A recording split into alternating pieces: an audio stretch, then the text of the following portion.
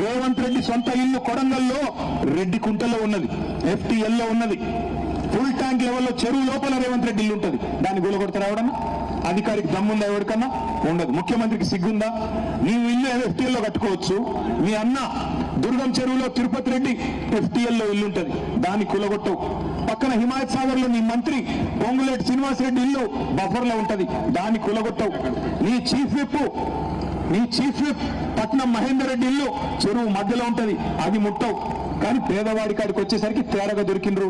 వీళ్ళకి ఎవడు మాట్లాడతాడులే, వీళ్ళ కోసం ఏం చేస్తారులే, వీళ్ళతో ఏమైతుందిలే అనుకొని నీ ఇష్టం వచ్చినట్టు నీ అబ్బా జాగీర్ అన్నట్టు 50 మీటర్ల బఫర్ జోను. ఎవరు చెప్పమన్నాడు నేను 50 మీటర్లు? ఏ శాస్త్రీయత ఆధారంగా నిర్ధారించినావు? 50 మీటర్లు ఎక్కడి నుంచి వచ్చింది? గతంలో 7 మీటర్లు ఉన్నది, ఇలా 50 మీటర్లు ఎట్లా అయింది? నీ ఇష్టమా?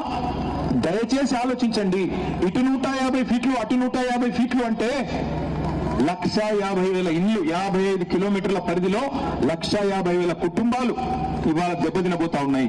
ఒక్క మీ రాజేంద్ర నగర్ నియోజకవర్గంలో 10,000 ఇల్లు కావచ్చు తమ్ముడు కార్తీక్ రెడ్డి చెప్పినట్టు, కానీ వాస్తవానికి 1,50,000 ఇళ్లను 1,50,000 కుటుంబాలను రోడ్డున పాడేసి ఏం సాధిస్తావు రేవంత్ రెడ్డి గారు?